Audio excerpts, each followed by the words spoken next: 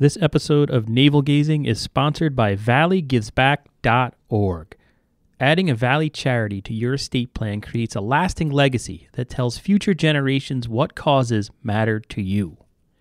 Your action will inspire others to follow your lead and make a difference. With a planned gift, you have the power to impact the Valley community forever without affecting your current lifestyle. Learn more at valleygivesback.org, an initiative of the Valley Community Foundation. Plan now, give later, and impact tomorrow at valleygivesback.org. For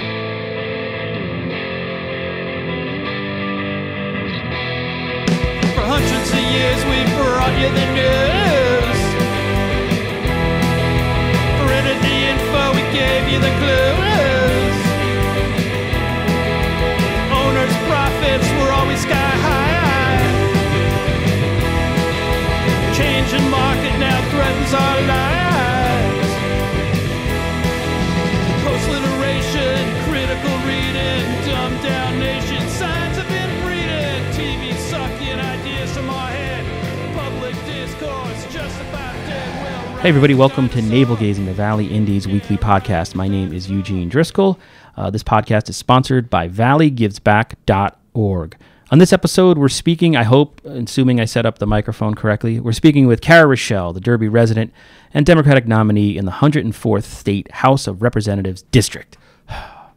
We're also working on an episode with her Republican opponent, Joseph Yauman, so stay tuned.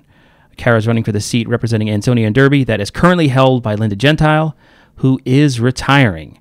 Kara, once again, thank you for coming to the podcast. And thank you for having me. And you are being recorded. This is now working. All right. And the other person on mic is longtime Valley Independent Sentinel reporter Ethan Fry, who's going to be conducting the interview, I hope. But I have a problem with shutting up. So, Ethan. Thank you. Take it away, boss. Cooking with gas. Awesome.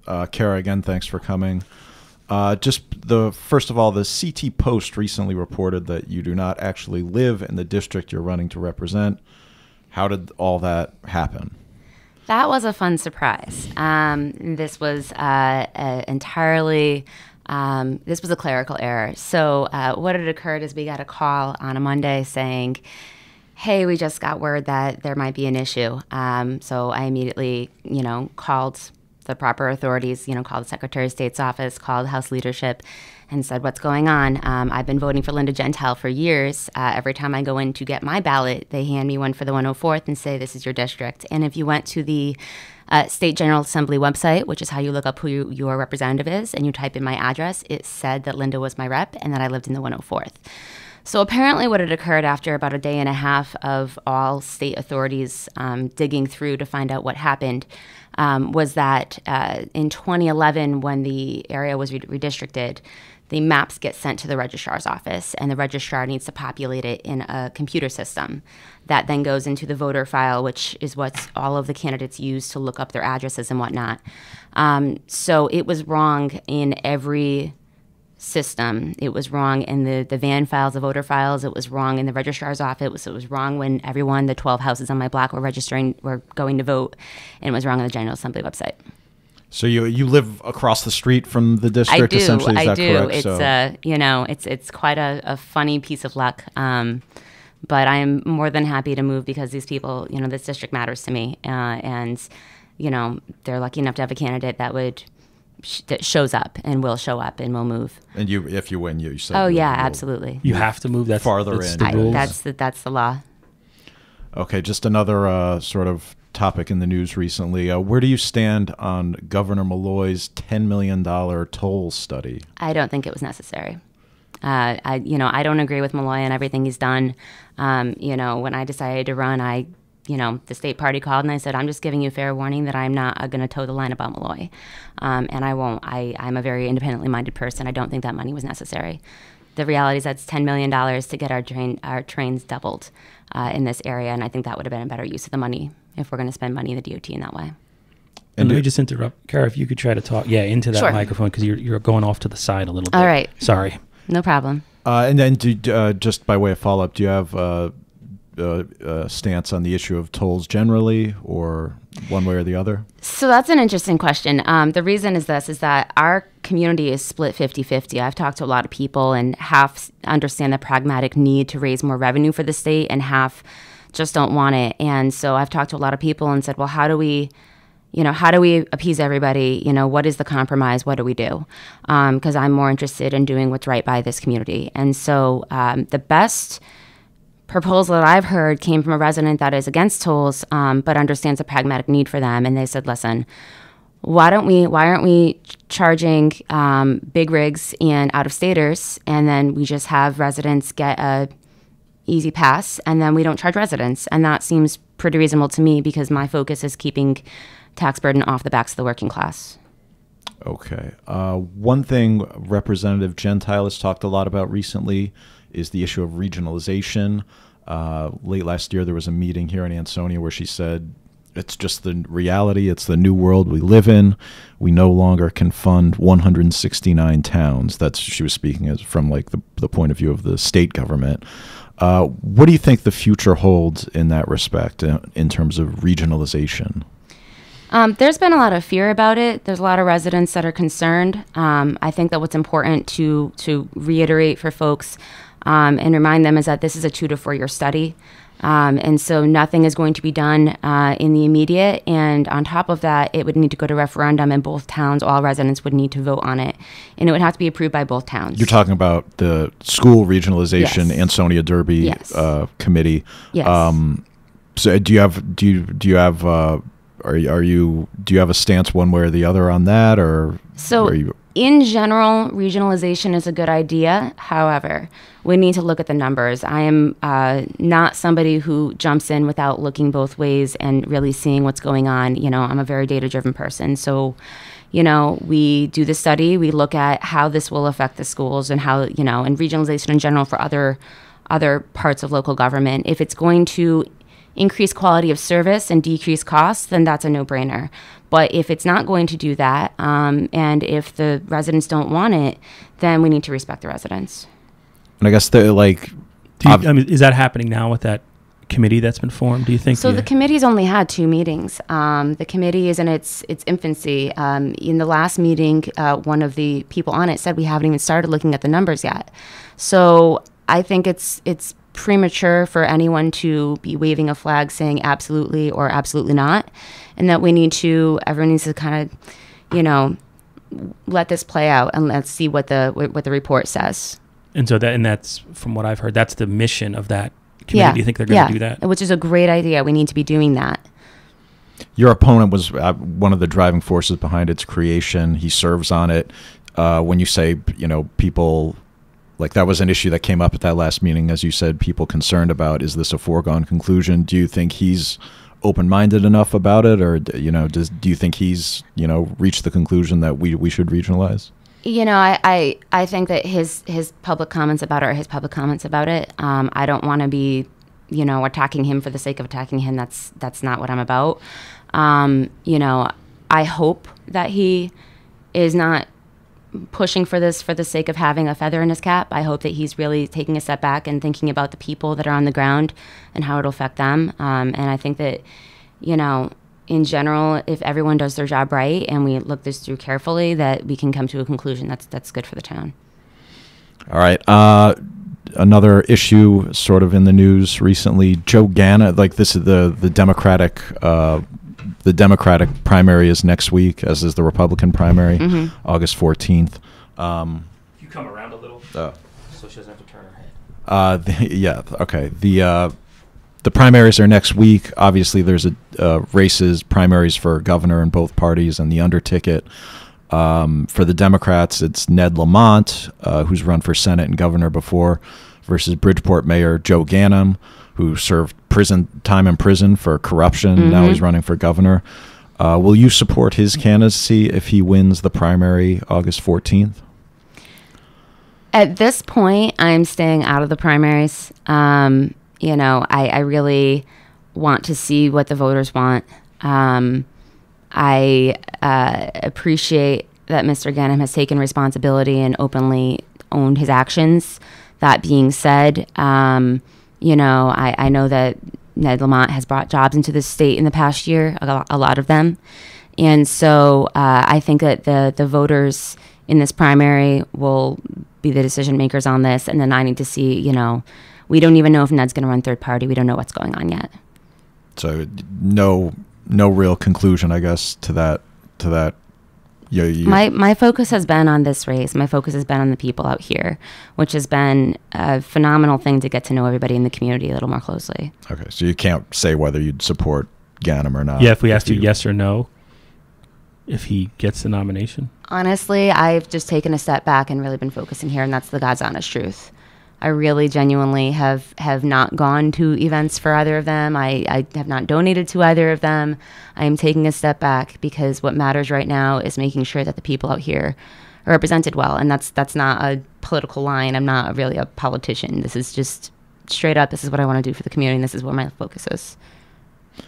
All right. Now that we've asked about like some issues of the day, just tell us about your basic background. Where were you born and raised? What did your parents do? Education? So I'm a Valley person. I grew up in Seymour. I grew up in a family that was very service oriented, which was the best education in the world.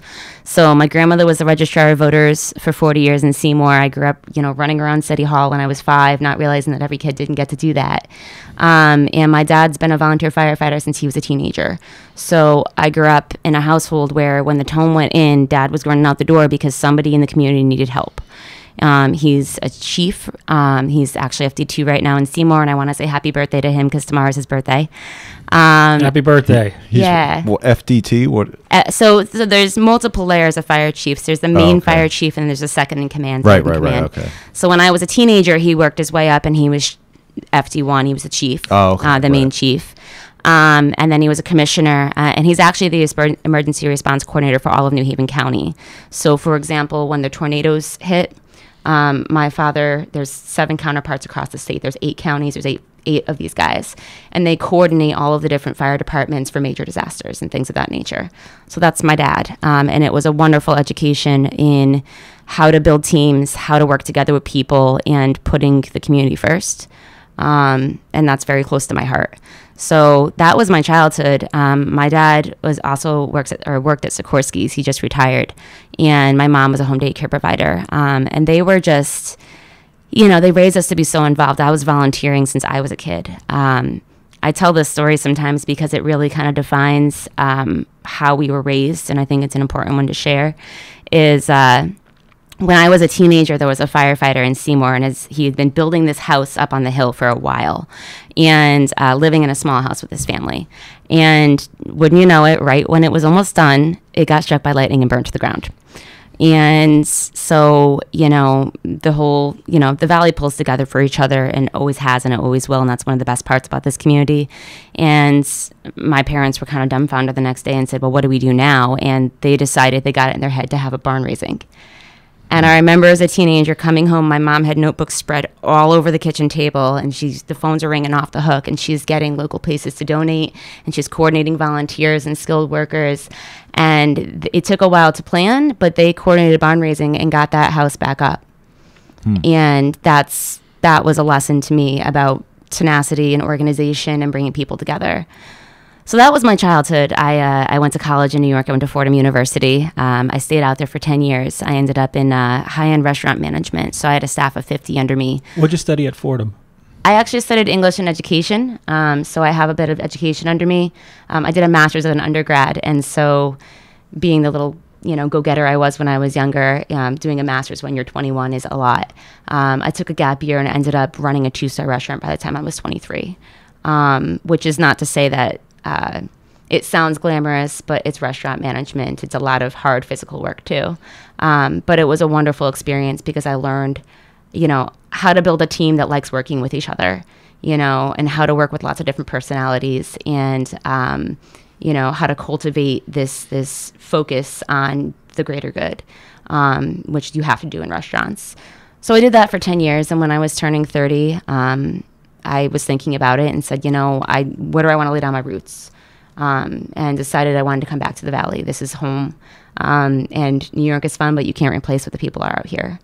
So That's interesting. Cost of Yeah. living is a little lower here too, thankfully. I mean, there's that, but you're not going to, New York is great, but the folks out here just care about each other, and there's that small town sense of things. And so, I came back, and About what year did you come back, just in terms of? 6 years ago. Okay.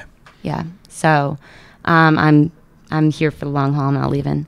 And so, I came back, and I've been running a nonprofit affiliated with Yale University, and I got involved with politics a few years ago, basically because I didn't like how politics was going.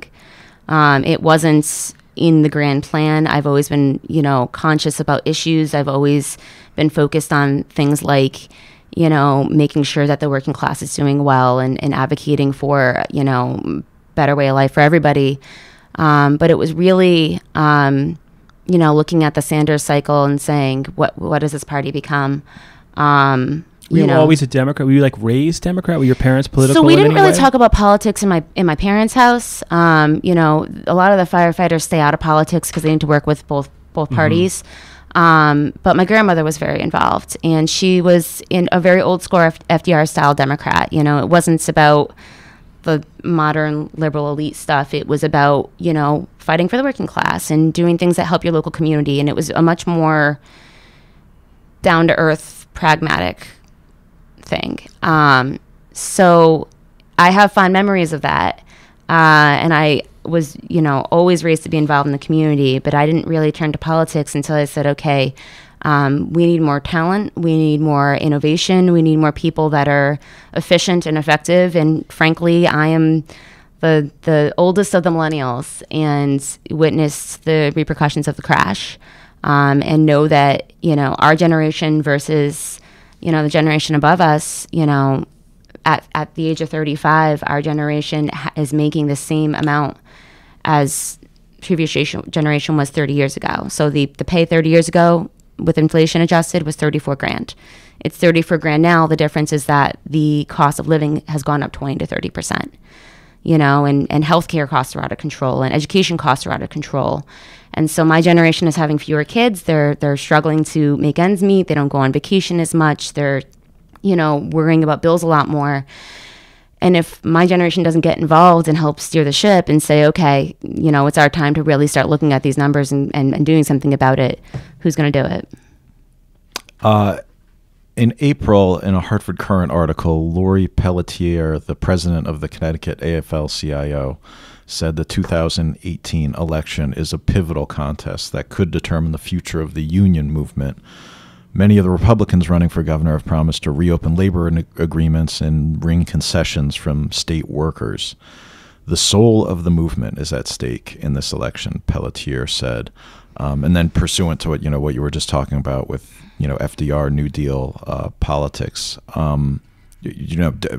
contrasted to that, do we need to rein in salaries, benefits, and pensions, post-employment benefits for public sector employees as part of this next political cycle?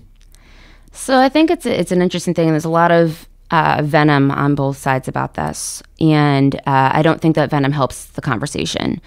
It's a reality that the Tier 1 pensions are no longer available to new employees. They're getting Tier 3 and Tier 4 pensions, which are very different and don't cost nearly as much for the state.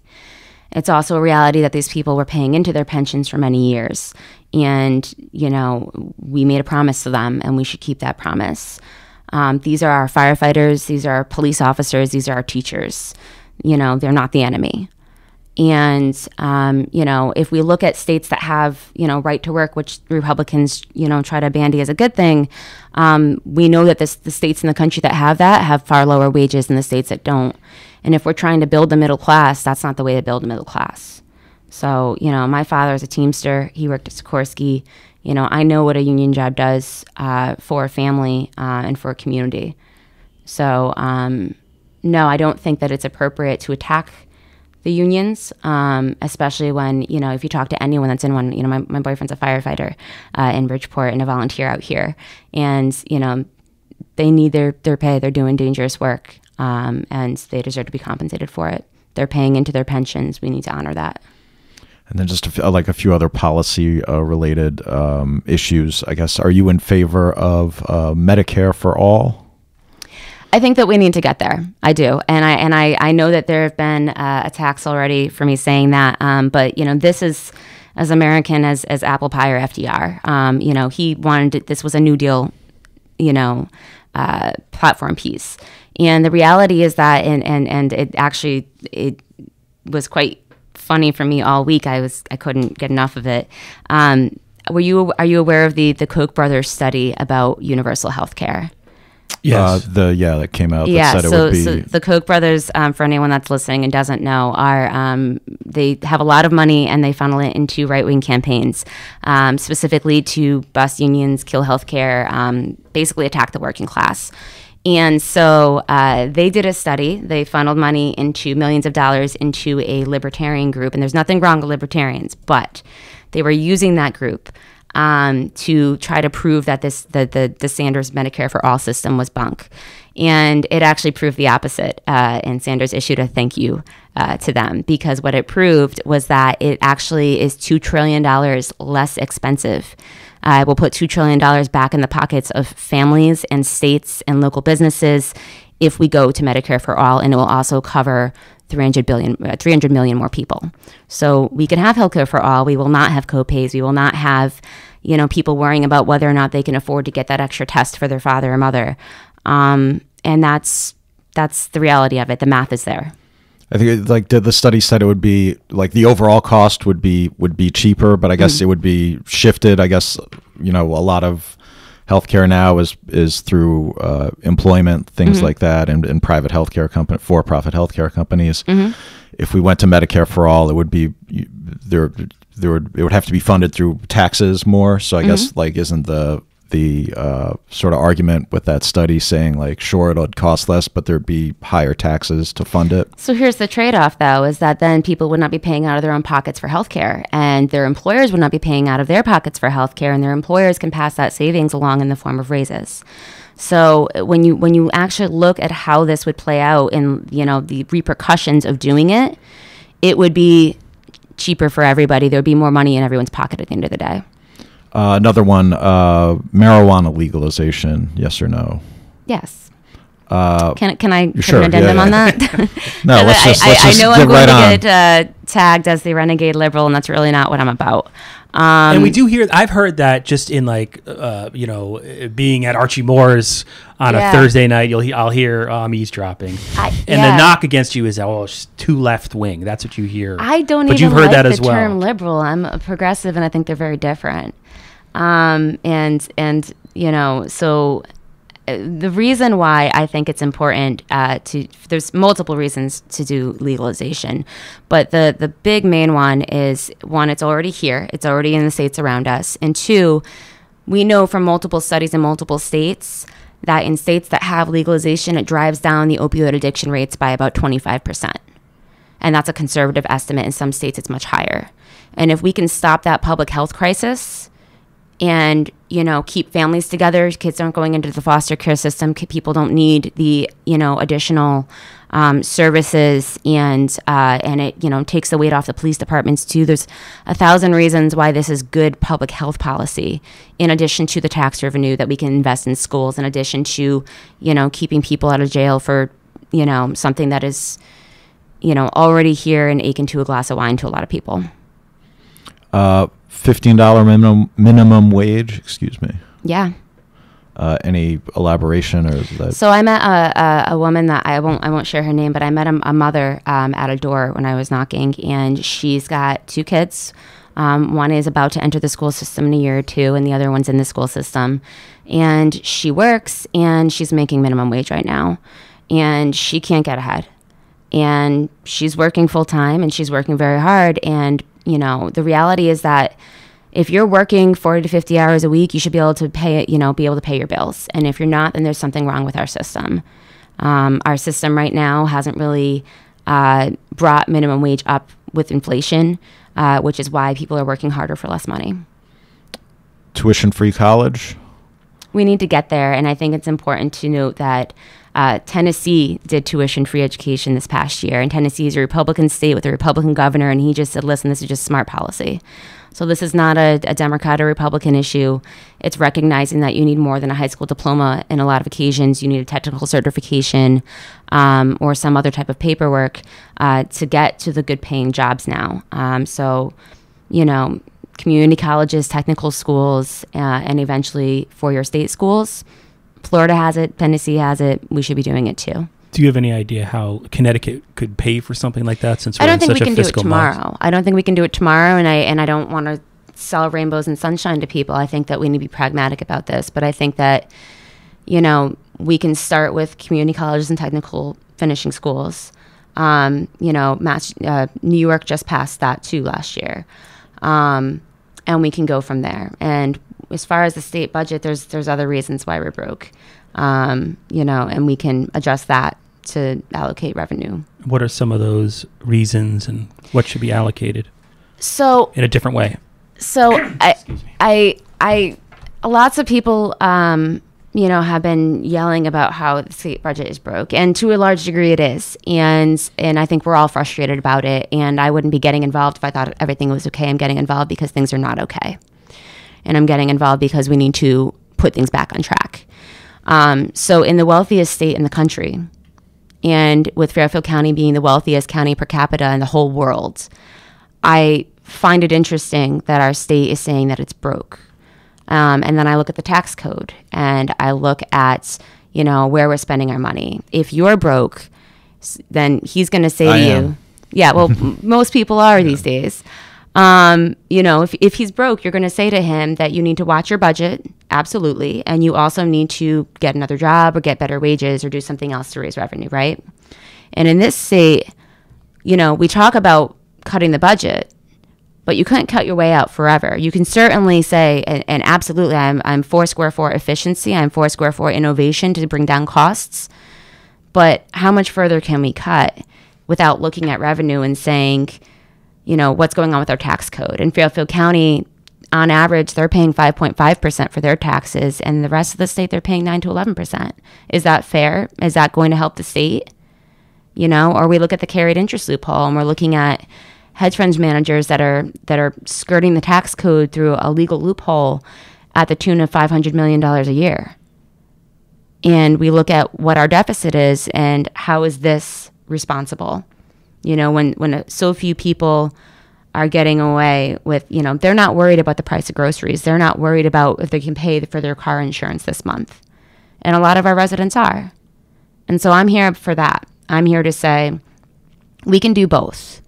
I don't want to raise a dime on anyone in the middle class or the working class. In fact, I think we need to be doing things to alleviate the tax burden in an honest and aggressive way so that people have money in their pockets and they can get a leg up again. But for the rest of the state, this small group that, you know, that have a big say in what happens in Hartford, I think we need to stand up to them and say, you need to pay your fair share. We need to put money back into the budget, and we need to start funding programs again. Hi, this is Eugene Driscoll, most likely interrupting myself to bring you a message from our sponsor, valleygivesback.org. Adding a Valley charity to your estate plan creates a lasting legacy that tells future generations what causes mattered to you. Your action will inspire others to follow your lead and make a difference. With a planned gift, you have the power to impact the Valley community forever without affecting your current lifestyle. Learn more at valleygivesback.org, an initiative of the Valley Community Foundation. Plan now, give later, impact tomorrow at valleygivesback.org.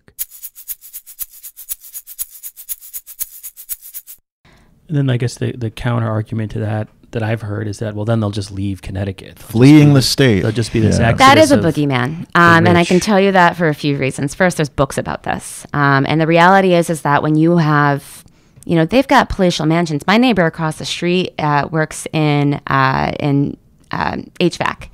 And he does big HVAC for large buildings. And he also does the homes in Greenwich because they literally, some of them have ice rinks in them. When you have that type of wealth, it is no skin off your back if you pay an extra $1 million a year. And so, they aren't going to be that upset. There's books about this, how they really don't leave. When you have that type of established wealth that goes that deep, you don't leave. And the other reality is that the proposals that we've had, the policy proposals, have been put forth in such a way where, for example, closing the carried interest loophole would only happen if the states around us closed it too. It would trigger into effect when New York and Massachusetts and New Jersey and Rhode Island close theirs. That way they can't just jump the border. I mean, this is just smart policy strategy. Do we need stronger gun control laws in Connecticut? I've heard that I'm trying to steal everyone's guns too. It's like this liberal boogeyman that's going around. I actually have a lot of friends that like guns, and I'm middle of the road on this. And so what I mean by that is this: I think that our laws as they stand have been effective, and I don't know if we need to go any further with them. I would very seriously look at any legislation carefully and talk to all sides about it. I've got friends that are gun owners. I actually took my NRA gun class because I think it's hypocritical to not know about gun safety, when you're trying to make laws about it. So it would really depend on the bill. It would depend on what all sides have to say.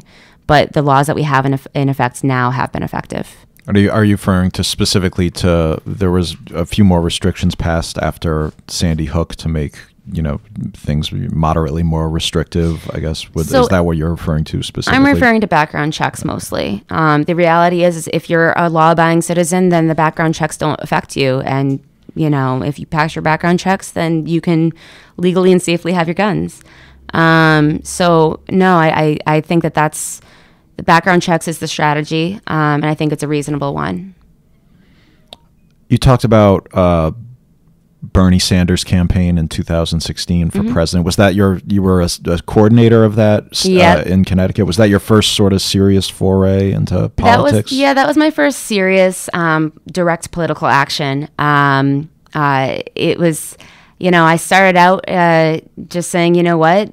He's right. His criticisms of the party are right, and what he's talking about the working class is right, and the influence of big money in politics is absolutely destroying our country, and we need to do something about it. We need to get money out of politics. We need to return the focus on what's affecting people's daily lives. So I got involved. I organized in Connecticut, I helped in New Hampshire, and I helped in Massachusetts. And then you talked about labels a little earlier. Bernie's described himself as a democratic socialist. Would you describe yourself that way? No. Okay. No. Would you apply any sort of, No, I think that anyone that knows me personally and well knows that it's pretty hard to put a label on me. I don't really neatly fit into any box. My main focus is what's going to pragmatically help people, and that doesn't always mean towing the line with anybody. Progressive? Would you call yourself? Progressive is a more accurate term.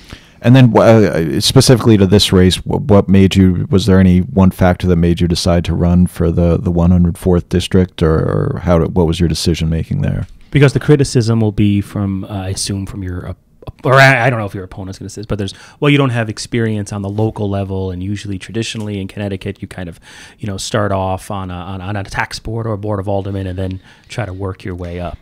I think that being a political insider is one thing. I think that being somebody who's earnestly for the community and has other credentials, I served on the ethics board for a little while, and also in Derby. Yep. And I've been involved going to public meetings. I read every single article you guys put out about everything that's happening in the community in both the towns, and actually all the towns in the Valley.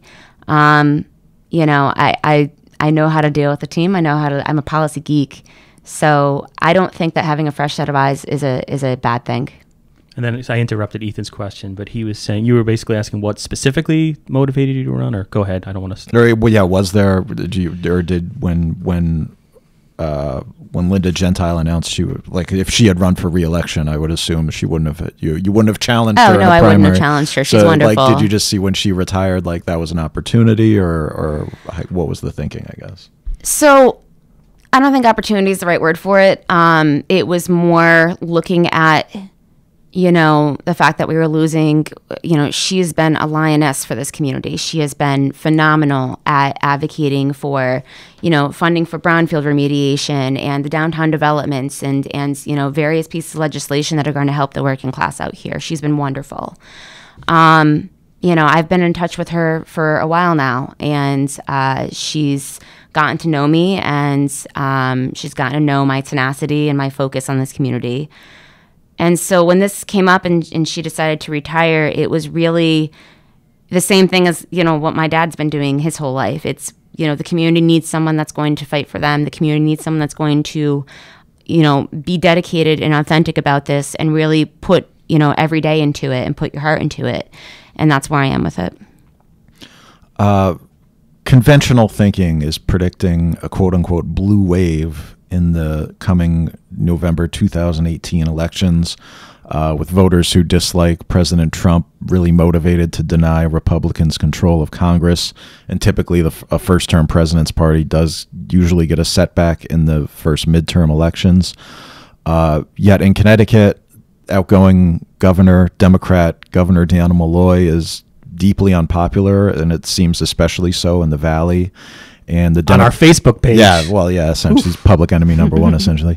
And the Democratic Party's hold on the state legislature seems, more tenuous than ever. What's your prediction about what's going to happen in November here? It's funny. I actually had another interview exactly about this, and I think that I don't buy into the red versus blue. I think that the Trump and Malloy thing will cancel each other out to an extent. I think that it's our voters out here and voters in general in this state look at the person more than the party. And I've found that a lot where, people are absolutely within their right. And I'm frustrated too. We're all frustrated about, the tug of war that's been happening on the state level. And, maybe it makes me a bad Democrat, but I wasn't a huge fan of Malloy either. But I think that folks are ready for candidates that are honest and want to work hard and are dedicated to the community. And I don't think that has to do with party. And I think that's, I think if the election showed us anything, it's that people want authenticity and people are sick of political status quo. Yeah, I guess just hearing from people on the street, I've heard from people talking about the 2016 election, there's the argument, Bernie would have won. Even I think conservative Republicans I've talked to would have conceded at least Bernie was authentic. I guess it speaks to the larger struggle for power where we hear talked about in the Democratic Party of, should we move to the center to try to capture disaffected Republicans, or do you try to turn out the people who just aren't voting or didn't vote in 2016 or previous elections? Do you have any thoughts about that sort of debate that's going on within the party? I know that you want me to kind of say, yes, it's centrism, or yes, it's, going more left, but I don't really see it that way. I really genuinely don't. I see it as, I've got friends that are libertarians that support me. I've got friends that are Trump supporters that support me. I think that it has far less to do with, who's pandering. The centrists pander to the Republicans, or the lefties thumb their nose at the Republicans. I think it has far less to do with that and far more to do with who's got good policy. I think that we're in a point with our country and with our state where people are paying more attention to the nuts and bolts of politics. I think that there are a lot more people that are politically engaged, sometimes for the first time in the past 2-3 years, and they want to see actual work getting done. And then you sort of touched on this earlier, but the Republicans in Connecticut, they say the Democrats have been in control too long, monopolizing power. They've gotten the state into the fiscal mess by raising taxes, and now businesses are fleeing the state. Now they're calling for big cuts in taxes and spending. Are they wrong, and how so, if so? So it's an interesting thing. It's always easier to be the quote-unquote underdog, because then all you have to do is attack the other side and blame them for everything because they have the power. The reality is that this past 2 years, the state Senate has been tied 50-50. And while the House had 4 extra votes for Democrats, they were voting with Republicans more often than not. So it really was a fully bipartisan, if not Republican-leaning House and Senate this past couple years. And I think that it's a lot of grandstanding when the reality is that nothing gets done unless the parties work together, because it's such a close mix in there. So it's very easy to blame one side when, you know, we've got people that have been in there for 20 years that were just as responsible for the CBAC crisis, the pension crisis, but want to point fingers. You know, we've had Democrats and Republicans as governor kicking the can with that pension crisis, which caused our budget crisis. So I hold everyone that's been in there for the past 20 years responsible for that. I guess like the Democrats used to have basically veto-proof majorities when there were people point to like, hey, Republican governors signed these labor agreements, but weren't they essentially just held hostage at the time by the huge Democratic majorities in the House and Senate? I mean, they had free will. They chose to do that, and frankly, it's easy to look backwards, but I'm interested in what's happening right now. You know, Malloy is gone, and the other people who were governor before are gone. We have to look at where we're standing right now, and we need to look at our current state budget and look at our current issues and say we can point fingers and blame all we want, or we can start putting people in that want to get the work done, and we can start honestly saying we have to work together and we need to get this done. And we've asked you about like a bunch of specific policy issues and proposals and ideas. Are there any specific ones that, you know, we haven't asked about that you either would bring forward or you've heard from other candidates or representatives or senators that would be important to addressing the state's issues that, again, we haven't asked you about directly, but you'd want to highlight or bring up? So on the state level, not particularly on the state level, I can talk about a few things that I'm focused on locally. You know, there's a few things that we really need to advocate for on the state level to get done around here. So lawmakers don't just argue for laws, they advocate for funding for the community. And so there's a few major things that I think that we need to be really focusing on. And when we're making decisions about who we're going to send up there, we need to think about this. We've got a lot of economic development that we want to get done around here. And there's a few main puzzle pieces to do that. You know, my focus is education funding, it's jobs, it's economic development, and it's making sure that, you know, our older residents aren't fearing that their health care is going to get cut. My brother's disabled, and he was part of that group that nearly had their Medicare cut last year, their Medicaid cut. So, you know, I know very personally what it's like to get that letter saying you're going to lose your health care. And there were 113,000 people in the state that had that problem.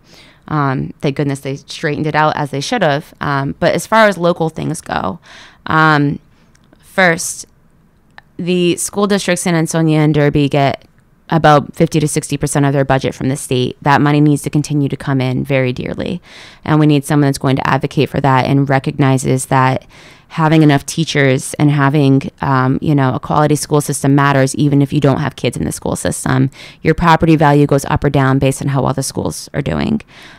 So this affects everybody, and it affects, you know, our tax base in the community, and it affects our kids. You know, I know that the K through 8 in Ansonia is about to have 30 kids per class because of the teacher cuts, and that hits close to home for a lot of people. So we need to really focus on that. And it would be my job to advocate at the state level to get more funding and to help these schools find more grants and funding. The second thing is jobs. A big focus, I'm not even in office, but a big focus, something I've been working on, is focusing on advanced manufacturing. It is one of the top 3 largest growing fields in the state. There's 13,000 open advanced manufacturing jobs right now as we speak in this state that can't be filled because we don't have enough trained and ready people to fill them. And there's community colleges with advanced manufacturing programs that are only 8 months long, and they can't get people in fast enough. They've got a wait list. They've expanded as much as they can, and they've been looking for a while now to put a training facility in the Valley. And I absolutely want to fiercely push and help to get that in. You know, those jobs starting pays between $15 and $30 an hour. That is a great career move for somebody who doesn't want to go to a 4-year school or can't afford it. So I want to focus on that. I want to focus on economic development. The two big pieces, you know, like I said, my parents threw a house together when somebody's house burnt down. I want to help throw this house together. The big things are brownfield remediation, which is not a sexy thing to talk about at all. But it's all of our biggest, most marketable pieces of land that are not marketable because they need to get cleaned up environmentally, like Ansonia Brass. Ansonia Brass. I was going to say, go over to City Hall. You could talk about that with them for hours. Yeah. Brownfields. They love it. And hopefully I will get to work with them on it because we've got, 40 acres in downtown Ansonia that is waterfront, and it is walking distance to the trains, and it is walking distance to the rest of downtown. And why we don't have, mixed use shops, restaurants, businesses in there, it's a matter of putting the puzzle piece together and getting the state and federal funding so we can actually get that back online, get it on our tax base, which will help lower taxes for the community. So brownfield remediation in both towns is a big puzzle piece for our collective thriving future. And the other puzzle piece, which sounds like it wouldn't be a big deal, but it is the train lines. The train lines are so infrequent that the stats for last month said the trains were only on time 65% of the time. And the trains only come, I think it's every 2 hours right now.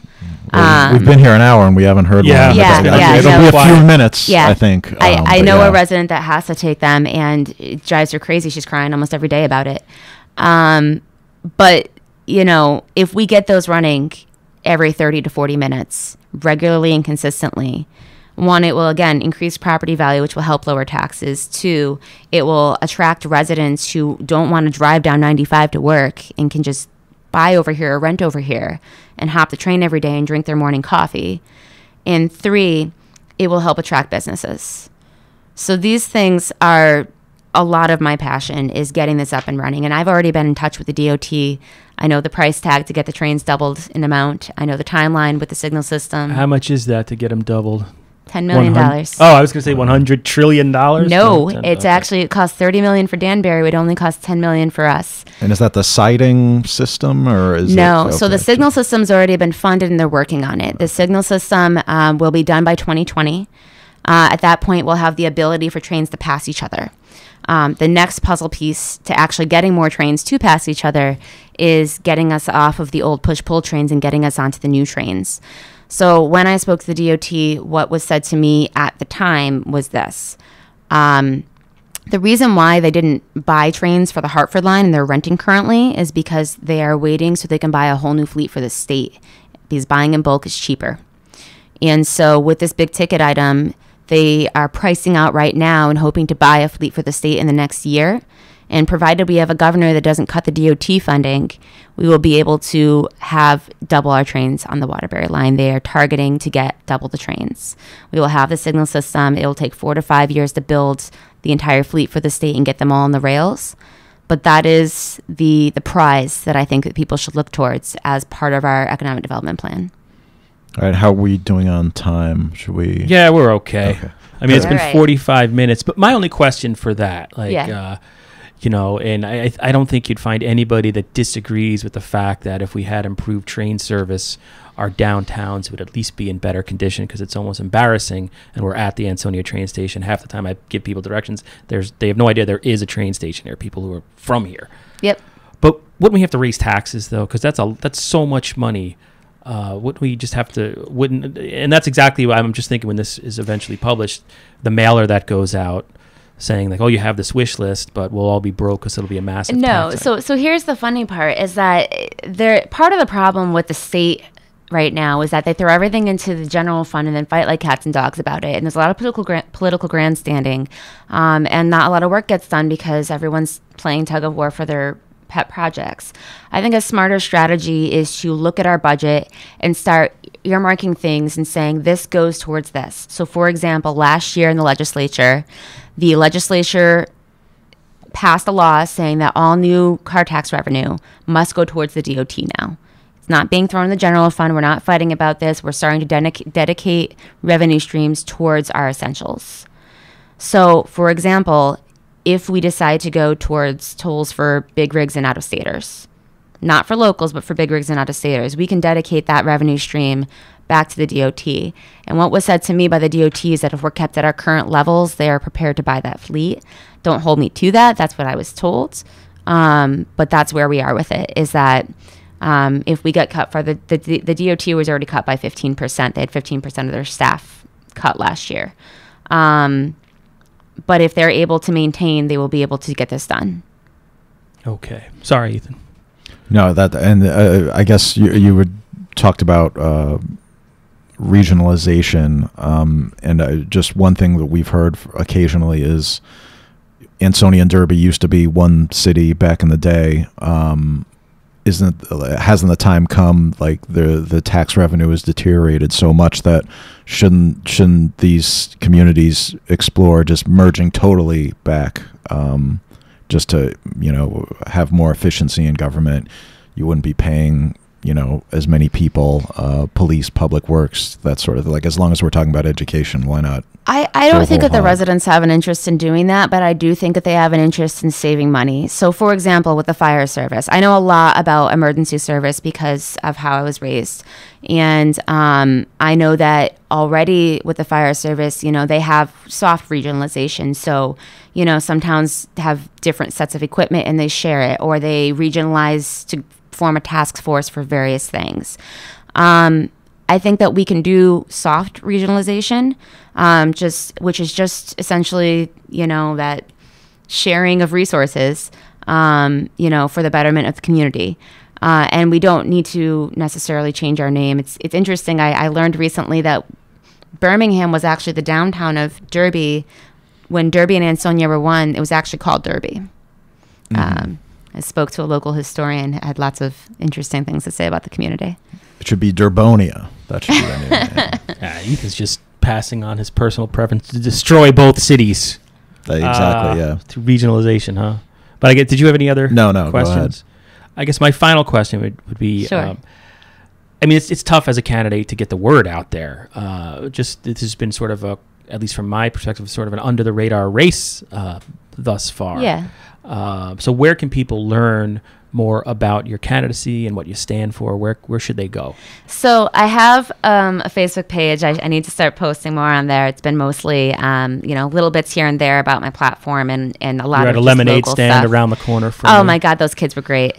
Yeah. Those kids were fantastic. We're friends with that family, actually. They're wonderful. Our kids, yeah. Yeah, the father has a he's an engineer, and he does all the science stuff. Yeah, he does science stuff for kids. This is probably way off topic, but anyway, sorry, I interrupted. You do know what I'm talking about, though? Yeah. Yeah. So he's got for Ethan, since you don't know, he does, for kids' birthday parties, instead of doing, being a clown, he does science experiments, big fun kids science experiments for launch parties. A rocket into the air. Nice. Yeah. Cool. So these are our neighbors. This is the type of people that I'm meeting in this community. It's very cool. But beyond that, Facebook. Yeah. Okay. Facebook, we're just starting to get stuff online soon for our campaign website. But I've been out talking to people. We're going to start doing, hey, meet me here for lunch. People can come down and chat with me too. And I'm assuming at some point there might be a debate. I'm not sure. So we'll be around. We'll be connecting with the community, and we should have the website up soon. Okay. Kara Rochelle, I want to thank you for coming and talking on this podcast. Thank you for having me. And on behalf of Ethan Fry, this is Eugene Driscoll. We'll see you next time.